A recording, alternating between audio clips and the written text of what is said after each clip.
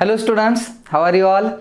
Today we are going to discuss an interesting phenomena of refraction of light which is real and apparent depth. हा phenomena आपल्याला नेचरमध्ये observe करायलाही मिळतो. जर तुम्ही कधी एखाद्या स्विमिंग पूलच्या साईडला उभा राहून त्या स्विमिंग पूलच्या बॉटमची डेप्थ जर ऑब्झर्व केली तर तुमच्या असं लक्षात येईल की वरून दिसणारी त्या स्विमिंग पूलची जी डेप्थ होती ती डेप्थ ही रियल डेप्थपेक्षा कमी होती. म्हणजे रियल डेप्थ त्या स्विमिंग पूलची कशी आहे, जास्त आहे.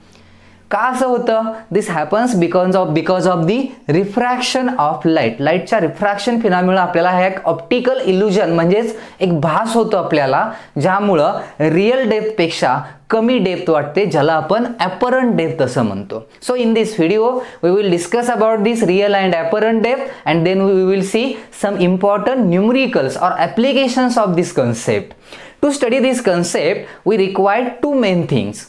One is observer and other is object. एक ऑब्जेक्ट पाहिजे, एक ऑब्झर्वर पाहिजे, and there should be a pair of medium. म्हणजे दोन मीडियम पाहिजेत.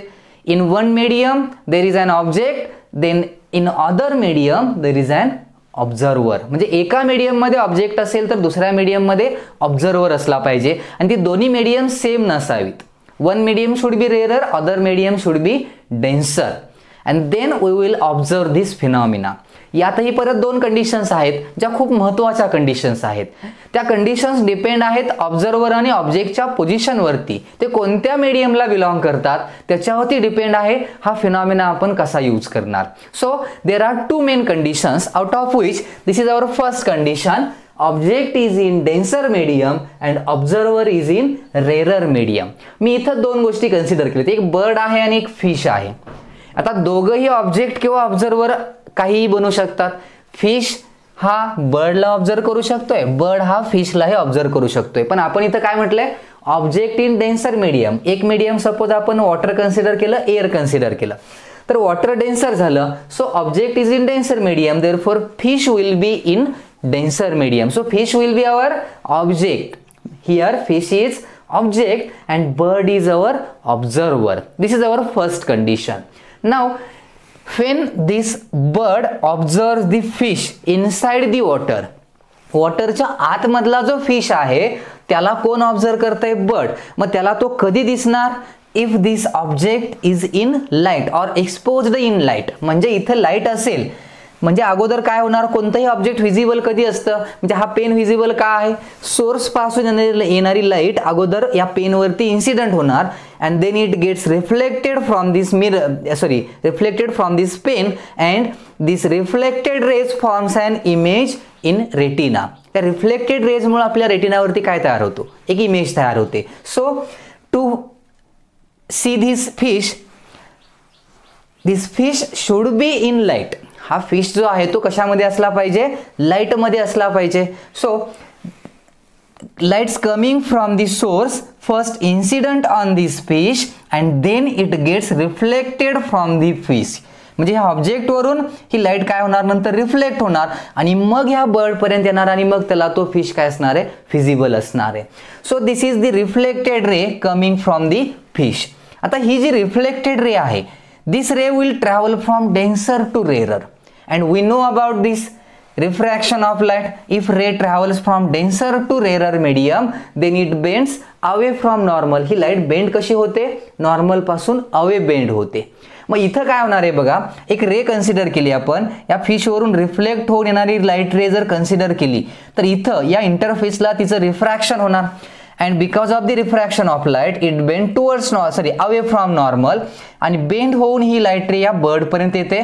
and now this fish is visible for bird. ह्या बर्डला आता हा फिश दिसतोय, but for bird this is the light coming from the fish. Bird साठी ही light रे fish कडून येणारी आहे. पण ऍक्च्युअल मध्ये जर तुम्ही ऑब्झर्व करायला गेला तर ही लाईट रे फिश पासून येणारी आहे का, ही बेंड झालेली लाईट आहे. ऍक्च्युअल मध्ये फिश पासून येणारी लाईट कोणती होती, रे ही होती. But because of refraction it bends. So for bird this ray of light coming from somewhere here. इकडून कुठून तरी ही लाईट येते असं या ऑब्झर्वरला इथं काय होणार आहे, भास होणार आहे. म्हणजे बर्ड साठी ही लाईटची रे अशी इकडून येते कुठून तरी, ही लाईट रे डायरेक्ट येत नाही, त्यामुळं ह्या बर्डला असा भास होतो की हा जो फिश आहे हा त्याला दिसतच नाही. हा फिश त्याला असा भास होतो की हाच फिश जो आहे तो इथं असा काय झालाय, अपवर्डला शिफ्ट झालाय. म्हणजे या बर्डसाठी फिश इथंच आहे, कारण याच्यासाठी लाईट इकडूनच येणारी लाईट होती. So this is the object or apparent position of object. ऑब्जेक्टची एक नवीन पोझिशन आहे, म्हणजे हा ऑब्जेक्ट जो होता म्हणजे फिश इथून इथपर्यंत शिफ्ट झाल्यासारखं आपल्याला असं वाटतं.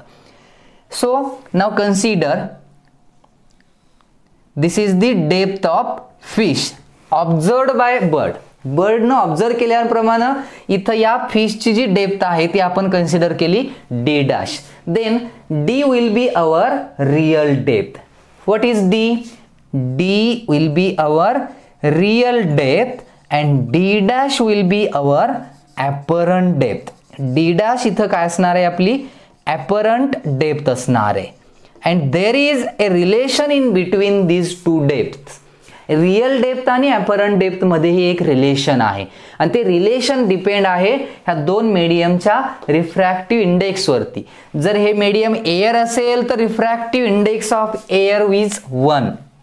Refractive index of air is always 1. दुसरं मीडियम डेन्सर मीडियम असेल तर ते काही असेल, वॉटरच असेल असं नाही, ग्लास असेल, काही ट्रान्सपरंट मटेरियल असेल, आणि रेअरर मीडियम सुद्धा एअरच असेल असं नाही. त्यामुळं मी इथं NR stands for refractive index of rarer medium and ND stands for refractive index of denser medium, and there is a relation in between these two refractive index and these two depths. So the relation will be real depth divided by apparent depth. हा जो ratio असणार आहे real depth to the apparent depth, this ratio will be equal to refractive index of denser medium with respect to rarer medium. Refractive index of denser medium with respect to rarer medium. याला आपण असंही लिहू शकतोय NW upon NR. NW upon काय, NR असंही लिहू शकतोय. आणि जर कंडिशन अशी घेतली आपण की if the rarer medium is air, rarer medium जर कोणतं असेल, एअर असेल, then the refractive index for air will be 1 and means NR1, then we can write this relation as real depth upon apparent depth, means D upon D dash equal to refractive index of denser medium, or we can write this as ND. काय लिहू शकतोय आपण याला, ND refractive index of denser with respect to rarer. आपण याला असंही लिहू शकतोय. So this is the formula for real and apparent depth. So how can we calculate the apparent depth? Then we can write this as D dash equal to real depth upon refractive index. Real depth upon what? Refractive index. So this is the formula for apparent depth. In case of first condition, this object is in denser medium and observer is in rarer medium. या condition साठी हा apparent डेप्थचा काय आहे formula आहे, simple formula आहे. मग real depth divided by काय करायचं, रिफ्रॅक्टिव्ह इंडेक्स, आणि तोही कुणाचा, या डेन्सर मीडियमचा. आणि ही कंडिशन मिळते आपल्याला या पहिल्यासाठी. आता इथं यामध्ये आणखी एक कंडिशन एक्झाम मध्ये विचारली जाते की आता इथं जर मी हा पार्ट कन्सिडर केला, व्हॉट इज दिस, हे जे डिस्टन्स आहे हे काय असेल, रियल डेप्थ किती होती या फिशची, D, ॲपरंट किती आहे, D डॅश, म्हणजे या फिशच्या पोझिशन मध्ये एवढा काय झालाय, शिफ्ट झालाय. सपोज आपण याला x कन्सिडर केलं. So x will B what, x is the shift in position of object. या सगळ्या फिनॉमिनामुळे ऑब्जेक्टच्या पोझिशन मध्ये जो शिफ्ट झालाय, ऑब्जेक्ट अपवर्ड डायरेक्शन न काय झालाय, इथं शिफ्ट झालाय. So x will be our shift. आणि x कसा कॅल्क्युलेट करता येईल, तर x कॅल्क्युलेट करू शकतोय आपण D minus D dash. So shift in position of object x equal to D minus D dash. आता इथं जर ऑब्झर्व केलं आपण तर असं दिसेल की D ची व्हॅल्यू D मायनस D डॅशच्या जागी आपण असं लिहू शकतोय D अपॉन काय, refractive index. So if we take D common, then we can write it as 1 minus 1 by n. So this is the formula for shift in position of object. ऑब्जेक्टच्या पोझिशनमध्ये झालेला shift जर calculate करायचा असेल तर या फॉर्म्युलाचा use करून तुम्ही इथं हे कॅल्क्युलेट करू शकताय. सिंपल फॉर्म्युला आहे, तेवढा अवघड नाही. कंडिशन लक्षात ठेवा. हा फॉर्म्युला कधी यूज करायचा? हा फॉर्म्युला तुम्ही यूज करा जर कंडिशन अशी दिलेली असेल, if object is in denser medium and observer is in rarer medium, तरच तुम्ही हा फॉर्म्युला यूज करू शकताय. Okay, now let's see the second condition. Second condition काय आहे इथं? याला बरोबर मी अपोजिट केलंय. Now object is in rarer medium. आता ऑब्जेक्ट कुठं आहे? रेअरर मीडियम मध्ये आहे and observer is in denser medium, म्हणजे इथं अपोजिट केलं आपण. Now fish is observer. Observer कोण आहे? आता फिश आहे. And bird is object. आता बर्ड ऑब्जेक्ट आहे आणि इथं फिश बर्डला ऑब्झर्व करणार आहे. फिश कुणाला ऑब्झर्व करणार आहे? बर्डला. त्यामुळे बर्ड आपलं काय असणार आहे? इथं ऑब्जेक्ट असणार आहे. आता इथं खालून वरती बघतोय म्हणजे आपण डेप्थ म्हणू शकत नाही, याला हाईट म्हणू शकतोय. तर डेप्थच्या ऐवजी हाईट म्हणूया आपण. सो रिअल मध्ये वॉटर सरफेस पासून बर्डची हाईट जी आहे ती किती आहे? h. h is the real height. इथं h ही कसली हाईट आहे? रिअल हाईट आहे बर्डची वॉटर सरफेस पासून.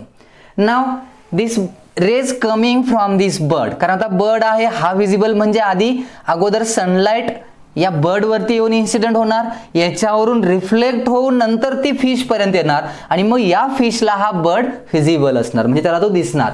So this is the ray coming from the bird or reflected from the bird and now it travels from rarer to denser. आता ही कशी travel होते? Rarer to कशी travel होते? Denser travel होते. So it bend towards normal, म्हणजे आता ही bend कुठं होणार आहे? टुवर्ड्स नॉर्मल होणार आहे. And this ray will comes to this fish. आता या फिशला हा बर्ड फिजिबल आहे इथं, तेही बरोबर आहे. म्हणजे हा पार्ट मी ऑलरेडी ड्रॉ करून ठेवला आहे, पण रिअल मध्ये बर्ड इथंच आहे. But for fish this ray is coming from this direction. ह्या फिश साठी ही रे आहे का? फिश साठी येणारी रे तर हीच आहे, वेगळीच रे आहे जी या फिश पर्यंत येते. फिश साठी ही रे जी आहे, this ray will be coming from somewhere here and that's why fish observe bird at this position. म्हणजे त्याला हा बर्ड दिसतच नाही. फिश साठी हा जो बर्ड आहे तो इकडं कुठंतरी वरती आहे, कारण ही रे इकडून येते त्यासाठी. So he observe fish at this position and therefore this is the apparent height of this bird. म्हणजे या फिशला बर्ड इथं दिसणार नाही, वरती दिसतोय. So this will B apparent height of bird h dash. दोन्ही मधला डिफरन्स लक्षात आला असेल तुमच्या. इथं रिअल डेप्थ पेक्षा अपरंट डेप्थ कशी असते? कमी असते. रिअल डेप्थ जास्त असते, अपरंट डेप्थ कमी होते. पण इथं अपोजिट झाले. इथं खालून वरती बघताना आपल्याला असं दिसतंय की रिअल हाईट कमी आहे, ऑब्जेक्ट आपल्याला रिअल हाईटला आहे त्यापेक्षाही ते जास्त उंचीवरती दिसतं. म्हणजे इथं apparent depth is greater, apparent height is greater than real height. आणि मग इथं तेच रिलेशन जर आपण यूज केलं, म्हणजे याचा रिफ्रॅक्टिव्ह इंडेक्स NR, याचा रिफ्रॅक्टिव्ह इंडेक्स ND आणि रिफ्रॅक्टिव्ह इंडेक्सचा फॉर्म्युला जर यूज केला आपण इथं, तर आपण हाच फॉर्म्युला तयार करू शकतो यांच्यातलं relation. So the relation between these real apparent height and refractive index will be real height h means h is what? h is the real height upon apparent height h dash. h upon h dash will be यात आणि या condition मध्ये इथं जो आपण formula घेतलाय real upon apparent म्हणजे refractive index होता, म्हणजे NW अपॉन NR होतं. पण इथं अपोजिट काय होतं? Light ray here travels from denser to rarer and now here travels from rarer to denser. Opposite condition झाली. आणि आपण जर प्रिन्सिपल ऑफ रिव्हर्सिबिलिटी इथं यूज केलं तर लक्षात येईल, आपण यालाच लिहू शकतोय refractive index of rarer with respect to denser, किंवा आपण याला असं लिहू शकतोय NR upon NW. NR upon काय? NW. आणि जर फर्स्ट मीडियम हे एअर असेल तर याला आपण असंही लिहू शकतोय, किंवा NW च्या ऐवजी ND लिहूया. वॉटरच असेल असं नाही, डेन्सर मीडियम काही असेल त्याला आपण D असंच यूज केलं तर मग हे रिलेशन आपल्याला मिळतं. आणि so if the first medium is air then we will get h dash equal to apparent depth equal to refractive index into real height. Refractive index into real height आपल्याला हे relation मिळतं. Refractive index into real height हे relation आपल्याला मिळतं. Refractive index हा डेन्सरचाच आहे इथं आणि हा मग हा याचा डेन्सरचा घ्या. h will be real height, h dash will be our apparent height जी आपल्याला आहे त्यापेक्षा थोडी जास्त दिसते. Okay, so this is the relation between apparent and real height. दोन्ही मधला मेन डिफरन्स लक्षात ठेवा. हा डिफरन्स महत्वाचा. हे कधी फॉर्म्युला कोणता यूज करायचा, हा ॲपरंट डेप्थचा फॉर्म्युला आहे, हा ॲपरंट हाईटचा फॉर्म्युला आहे आणि दोघांमधला चेंज सहज लक्षात येईल. इथं सुद्धा आपण शिफ्ट कॅल्क्युलेट करू शकतोय. इथला शिफ्ट म्हणजे काय असणार आहे तर या दोघांच्या पोझिशन मधला difference. So this will be our shift in object. आता ऑब्जेक्ट मधला शिफ्ट इथं कॅल्क्युलेट कसा करणार, h dash minus h. So for second condition this shift will be for first condition. For second condition the shift will be, मी इथं लिहितो, second condition साठी जो shift असणार आहे म्हणजे x equal to h dash minus h. आता इथे h dash ची व्हॅल्यू काय आहे, refractive index into h real depth minus h. So we can take h common, then we will get refractive index minus 1. So this will be shift in case of second condition. या second condition मध्ये हा आपल्याला काय मिळतो, shift in the position of object. ऑब्जेक्टच्या position मधला हा shift ही मिळतो. इथे रिफ्रॅक्टिव्ह इंडेक्स कोणताही फॉर्म्युला असला तरी तो रिफ्रॅक्टिव्ह इंडेक्स हा डेन्सरचाच आहे हे विसरायचं नाही. Refractive index of denser with respect to rarer आहे, त्यामुळे ही कंडिशन व्यवस्थित लक्षात ठेवा. So this is about the real and apparent depth. आता याच कंडिशनला आपल्याला जर यूज करायचं असेल तर न्यूमरिकल्स नीट जेई मध्ये येताना काही डायरेक्ट न्यूमरिकल्स इथं विचारले जात नाहीत, त्यामध्ये बऱ्याचशा कंडिशन्स दिलेल्या असतात. मग इथं आपण दोन मीडियम कन्सिडर केलेत, पण हे जर रियल ॲपरंट डेप्थ आपल्याला यूज करायचं असेल मल्टिपल मीडियमसाठी, म्हणजे दोन पेक्षा जास्त मीडियम असतील तर त्याला आपण कशा फॉर्म मध्ये यूज करणार आहे त्याचं एक एक्झाम्पल सांगतो तुम्हाला मी, जे एक्झाम्पल जेई मध्ये विचारलेलं होतं. एक्झाम्पल सिंपल आहे की जर आपण इथं मल्टिपल मीडियम कन्सिडर केली, suppose this is a beaker, एक बीकर आहे आणि याच्यामध्ये मी अशी डिफरंट लिक्विड्स यूज करतोय. इथं असे क्वार्टर्स आहेत, डिफरंट क्वार्टर्स आहेत आणि असे n नंबर ऑफ क्वार्टर्स आहेत, म्हणजे हे काय एंड झालेलं नाहीये इथं. So this will be our first quarter. याच्यामध्ये एक लिक्विड मी फिलअप केलंय. Okay, and refractive index of that liquid will be n1. या लिक्विडचा रिफ्रॅक्टिव्ह इंडेक्स काय आहे n1. नंतर इथं एक लिक्विड आहे but refractive index of this liquid will be n2. Different liquid आहेत, डेन्सिटी वेगळी आहे इथं. then this will be n3 n4 and up to n. म्हणजे असे n नंबर ऑफ आपण काय घेतले तिथं वेगवेगळ्या टाइपचे लिक्विड्स यूज केलेत. Now let's consider the width of each quarter. या प्रत्येक क्वार्टरची जी विड्थ आहे त्याला मी इथं असं नाव देतो. सपोज याची जी रियल डेप्थ आहे, so d1 d2 d3 d4 up to n. म्हणजे याची विड्थ किती आहे d1 रियल मध्ये, याची किती आहे d2 d3 d4. आणि आता मी एक्झाम्पल असा घेतोय की इथं एक ऑब्जेक्ट आहे, this will be our object. एक ऑब्जेक्ट आहे आणि ऑब्झर्वर इथं वरून काय करतोय, ऑब्झर्व करतोय. So this will be our observer. हा इथून वरून काय करतोय, ऑब्झर्व करतोय ह्या ऑब्जेक्टला. आता इथं जर एकच मीडियम असतं तर आपण डायरेक्ट रियल ॲपरंट डेप्थचा फॉर्म्युला यूज करू शकलो असतो. पण प्रॉब्लेम काय येणार यामध्ये सांगा. इथं प्रॉब्लेम असा येणार की ऑब्जेक्ट जे आहे हे आणि ऑब्झर्वर या दोघांच्या मध्ये मल्टिपल मीडियम्स आहेत. मग अशा वेळी काय करायचं, सिंपल कंडिशन आहे. जर अशी दोन पेक्षा जास्त मीडियम ऑब्जेक्ट आणि ऑब्झर्वरच्या मध्ये येत असतील तर काय करायचं, सिंगल मीडियमचा इथं विचार करायचा. Consider these individual parts. हे इंडिव्हिज्युअल पार्ट्स कन्सिडर करा. म्हणजे मी यातला एकच पार्ट कन्सिडर केला आणि असं समजा की इथं एवढंच मीडियम प्रेझेंट आहे, बाकी इथं काहीही नाही, फक्त एवढंच होतं. जर एवढंच असतं तर ॲपरंट डेप्थ काय मिळाली असती या कंडिशनला. फक्त सपोज ॲपरंट डेप्थला मी इथं D1' असं सिम्बॉल यूज केलं फक्त याच्यामुळं.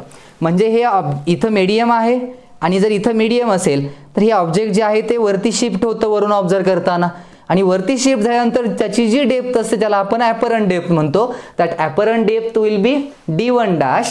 Then here we can write it as apparent depth equal to real depth upon refractive index. हा फॉर्म्युला माहिती आहे. रिफ्रॅक्टिव्ह इंडेक्सचा फॉर्म्युला काय असतो? ॲपरंट डेप्थ ॲपरंट डेप्थचा फॉर्म्युला रिअल डेप्थ अपॉन काय? Refractive index. Now for second medium, फक्त या मीडियमसाठी जर रिअल ॲपरंटचा फॉर्म्युला घ्यायचा असेल, for second medium apparent depth will be D2' and it will be D2 upon N2, real depth upon refractive index of this medium. Then for third medium we can write it as apparent depth of third medium will be D3' equal to D3 upon N3, and so we can write it as up to infinite. कितीही number of mediums असतील तरी आपण या फॉर्म्युलाचा easily use करू शकतोय. So then what will be total apparent depth. हे आपण सिंगल मीडियमचे काय केलं? कॅल्क्युलेट केलं. मग याला दिसणारी याची जी शिफ्ट आहे total apparent depth, that total apparent depth D' will be equal to D1' plus D2' plus D3', sorry D1', D2', D3' up to n number. So we can write this as, हा formula जर use केला तर आपल्याला असं मिळेल D' equal to D1/N1 plus D2/N2 plus D3/N3 up to n number. This will be our apparent depth. ही आपली काय असणार आहे? ॲपरंट डेप्थ असणार आहे ह्या पूर्ण या मीडियमची. म्हणजे सगळ्यांनी मिळून ह्याचा जो शिफ्ट असणार आहे ऑब्जेक्ट जे वरती शिफ्ट होईल वरून बघताना, this will be our final shift or total shift in position. So this is the apparent depth of object. या ऑब्जेक्टची ही काय झाली? Apparent depth. किंवा याच्यावरून तुम्ही असंही कॅल्क्युलेट करू शकता की ह्या कॉम्बिनेशनचा मग रिफ्रॅक्टिव्ह इंडेक्स काय असेल असंही विचारतील. सगळ्यांचा मिळून इफेक्टिव्ह रिफ्रॅक्टिव्ह इंडेक्स काय असेल? प्रत्येकाचा वेगळा आहे, पण जर इफेक्टिव्ह विचारलंच तर मग इथं आपण असं लिहू शकतोय effective refractive index of this medium will be. जर याला इफेक्टिव्ह रिफ्रॅक्टिव्ह इंडेक्समध्ये जर आपल्याला कन्वर्ट करायचं असेल तर आपण इथं लिहू शकतोय याची इफेक्टिव्ह रिफ्रॅक्टिव्ह इंडेक्सचा फॉर्म्युला काय असतो?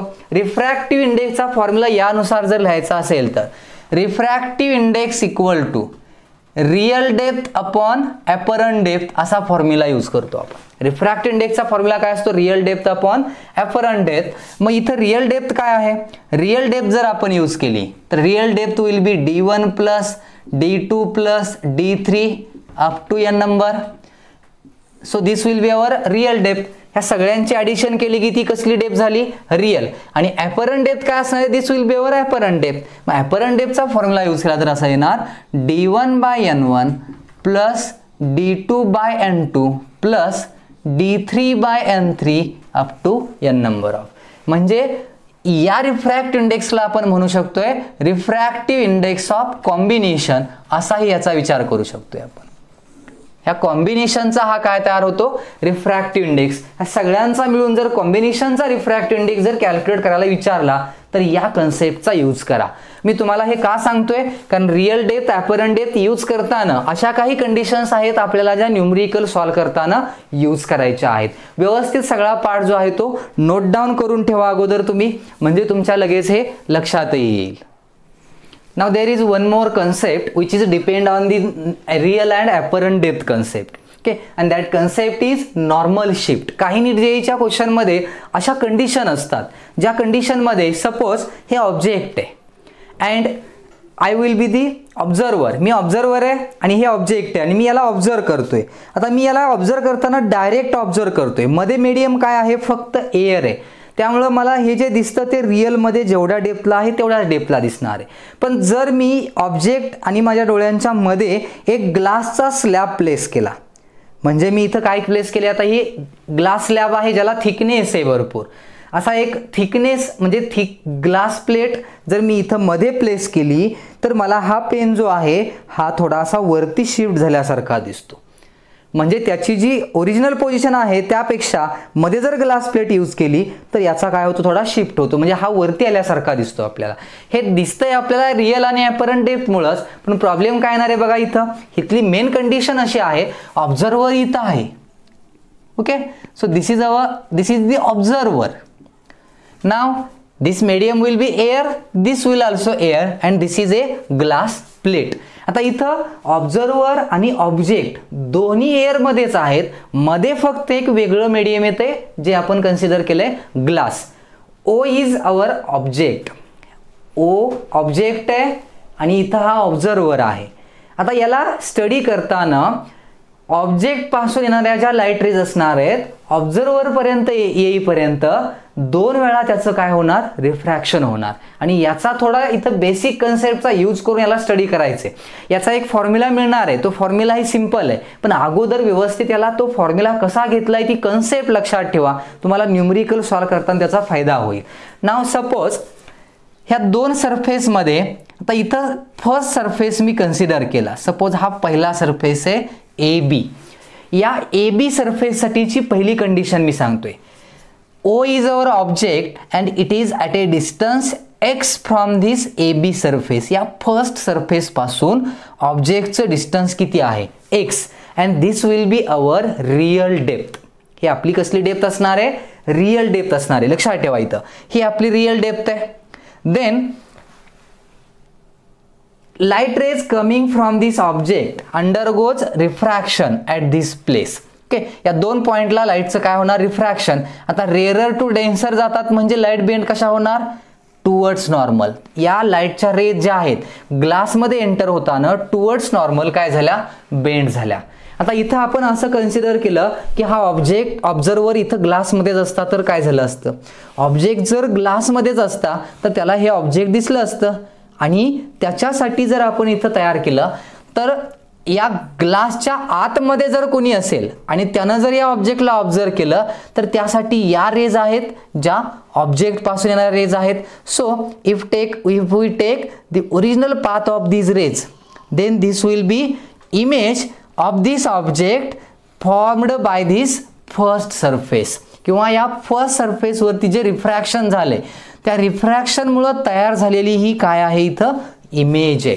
म्हणजे I1 is the image formed by first refraction. या पहिल्या रिफ्रॅक्शन मुळे तयार झालेली इमेज कोणती आहे इथं I1 and which is at a distance of D' from the surface. Surface पासून किती डिस्टन्सला D'. So this will B apparent depth. He depth कसली झाली, ॲपरंट डेप्थ झाली. इथं x ही काय होती आपली रियल डेप्थ आणि D' ही काय झाली ॲपरंट. म्हणजे आपण असं कन्सिडर दुसरा सरफेसच घेतलेला नाही, आपण असं म्हटलं की याच्या वरती ग्लास आहे आणि याच्या खाली एअर आहे. Object is in rarer medium, observer is in denser medium, फक्त पहिल्या रिफ्रॅक्शनसाठी. So this will be our real depth and D' will be our apparent depth. Then if we take the formula, suppose या ग्लासचा refractive index इथं आहे n. n will be the refractive index of glass. Then by using the real and apparent depth formula we can write this as apparent depth D' will be real depth into refractive index. हा फॉर्म्युलाच आहे कारण इथं condition कोणते, object is in rarer medium, observer is in denser. कारण आपण असं म्हटलं की याच्यावरती ग्लासच आहे सगळी, फर्स्ट रिफ्रॅक्शन फक्त घेतले त्यासाठीची कंडिशन आहे. म्हणजे ह्या ग्लासच्या आतमध्ये जो ऑब्झर्वर असेल त्या ऑब्झर्वरसाठी O ऑब्जेक्ट आहे, I1 ही काय आहे इमेज आहे. म्हणजे ॲपरंटली ती किती डिस्टन्सला दिसते D'. So D' will be the apparent depth of object I1 observed at first surface, पहिल्या सरफेससाठी. पण या रेज परत पुढे जाणार आहेत आणि आता सेकंड सरफेसवरती इन्सिडेंट झाल्यानंतर परत एकदा यांचं काय होणार आहे, रिफ्रॅक्शन होणार आहे. And because of this second refraction there is also one more image is formed.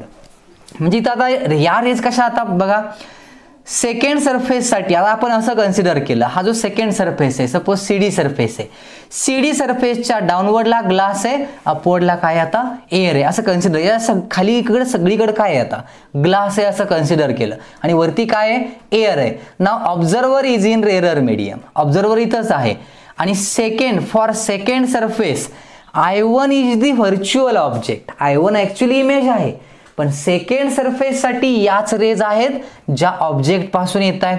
So for second surface I1 is the virtual object, virtual object म्हणून सेकंड सरफेससाठी ही I1 इमेज ॲक्ट होते. So for second surface object distance will be this. काय असेल सांगा object distance, मग इथून इथपर्यंत I1 चं डिस्टन्स किती आहे d डॅश आहे आणि ही थिकनेस किती आहे t. So real depth of object I1 हे फर्स्ट, आता या सेकंड सरफेससाठी ऑब्जेक्ट आहे, मग ऑब्जेक्टची रियल डेप्थ किती आहे इथून इथपर्यंत मेजर केली तर d डॅश प्लस t, म्हणजे याची रियल डेप्थ मिळते आपल्याला d डॅश प्लस t. आणि मग सेकंड सरफेसला रिफ्रॅक्शन झाल्यामुळे या light rays away from normal bend होतात आणि मग या ज्या रेज असतील या सगळ्या रेज या रिजन मधल्या सगळ्या रेज ऑब्झर्वर पर्यंत जातील आणि मग त्याला जी इमेज दिसणार आहे that image will B I1. So I1 is the image because of the second refraction, म्हणजे सेकंड रिफ्रॅक्शन मध्ये जी इमेज तयार होते दॅट विल बी I1, कारण सेकंड रिफ्रॅक्शन नंतर ज्या रेज आहेत त्या याच आहेत आणि या रेज असतील तर वरून बघणाराला या रेज अशा इथून कुठून तर आलेल्या दिसतील आणि मग त्यावरून इथून ऑब्झर्व करणाऱ्या या ऑब्झर्वरसाठी दिस विल बी दी इमेज, म्हणजे वरून जर बघितलं तर यातलं काहीही दिसणार नाहीये, त्याला फक्त ही आय इमेज दिसेल. So this is the image. So for second surface I1 is the object and I is the image. For first surface O is the object and I1 is the image. मग second surface साठी आता इथं परत original condition आपली आली, object is in denser, observer is in rarer and here real depth is d dash plus t and apparent depth is इथून इथपर्यंत major केली तर इथं मी लिहिलंय d डबल डॅश, या सरफेस पासून ह्या या इमेजचं डिस्टन्स हे किती घेतलंय d dash. So d double dash will B apparent. हे आहे ते कधी for first refraction, this will be for first refraction and d double dash is the apparent depth of this I1 object and it will be d double dash, apparent depth will be real depth किती आहे d dash plus t divided by refractive index n. d dash is xn, so we can write here as xn plus t divided by n.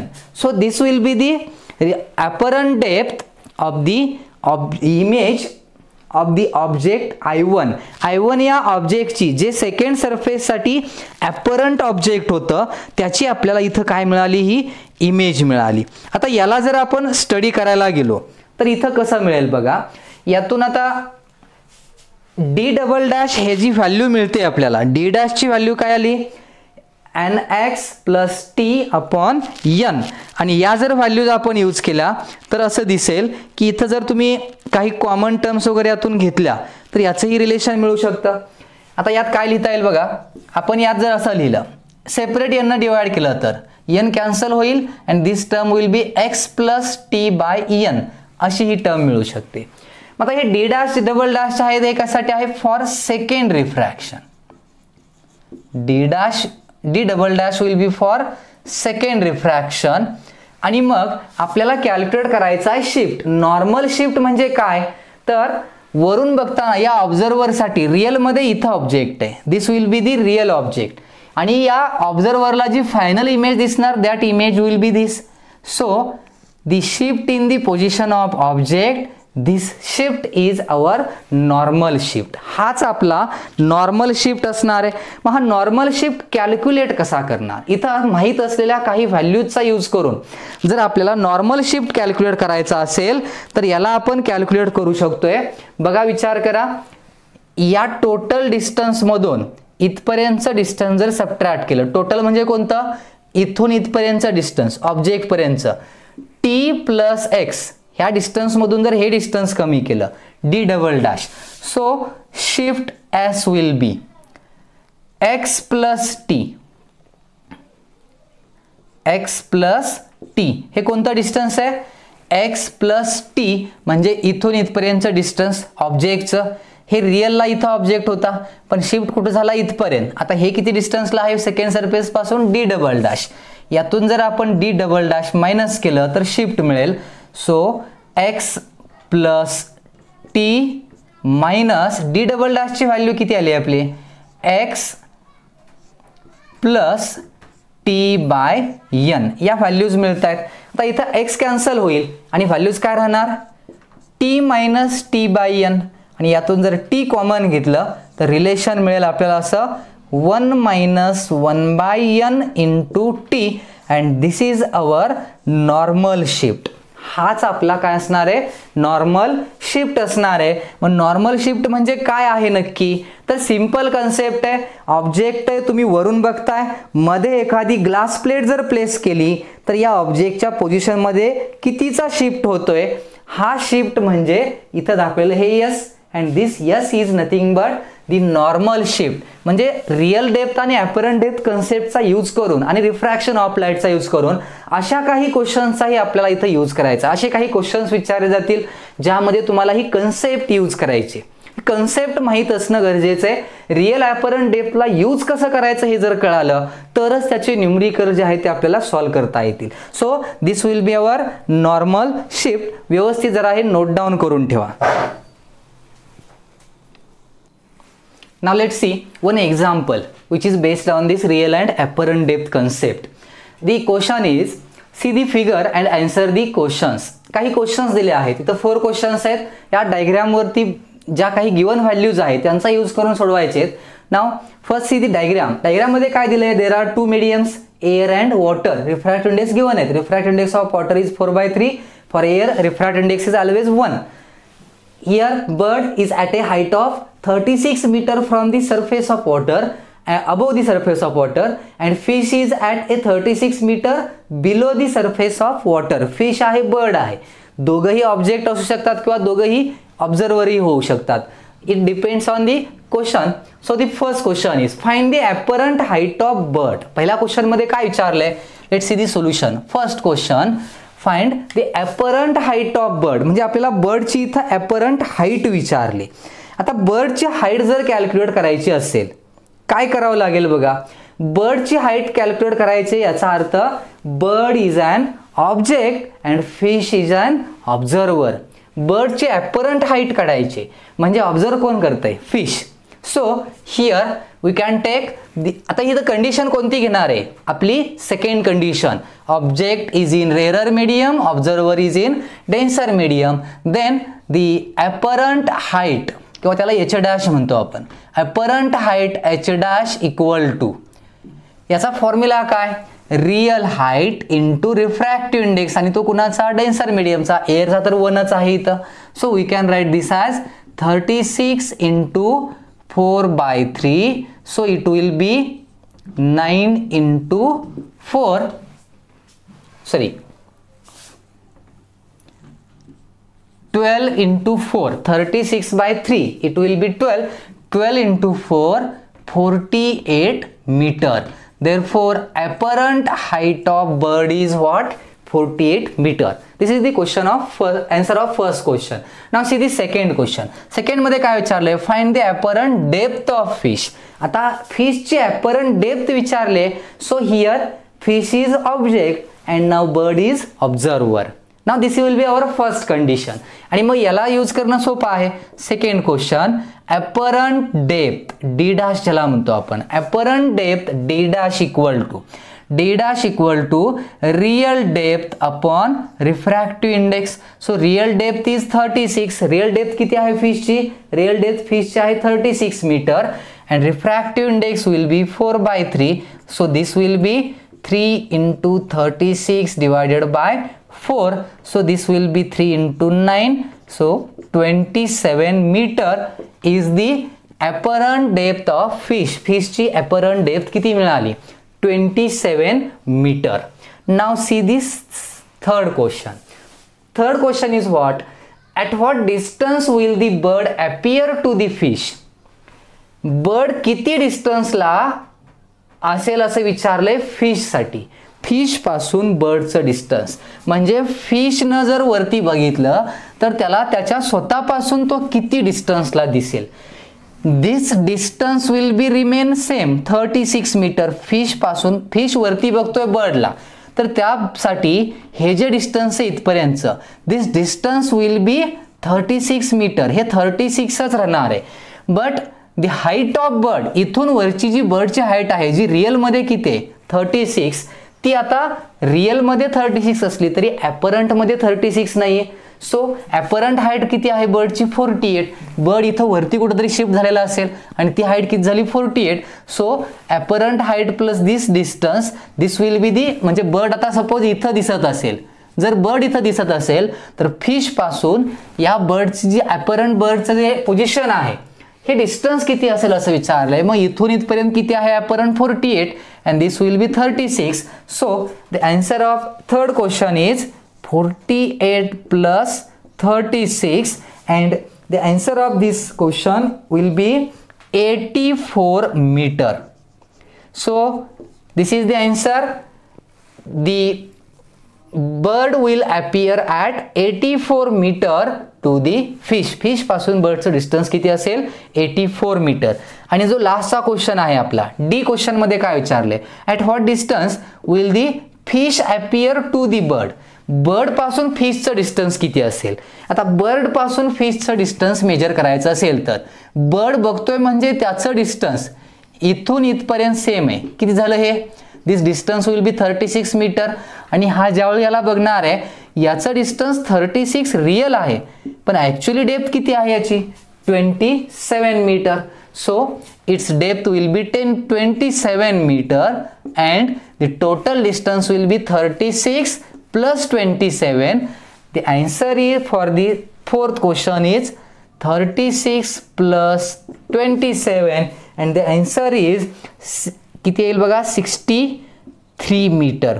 So this will be the answer of fourth question. याच्यामध्ये लक्षात ठेवा apparent height, apparent depth हे depend आहे इथं use करताना. जसं इथं this will be our second condition, object is in rarer, observer is in denser, and this will be our first condition, object is in denser, observer is in rarer. आणि हे distance विचारलं होतं total, म्हणजे fish पासून बर्डची जी काही apparent depth height दिसते त्याचं distance किंवा बर्ड पासून त्याला फिशची जी काही ॲपरंट डेप्थ दिसते त्याचं डिस्टन्स, या टाईपमध्ये विचारलं होतं. सो व्यवस्थित लक्षात ठेवा हे आणि नोट डाऊन करून ठेवा.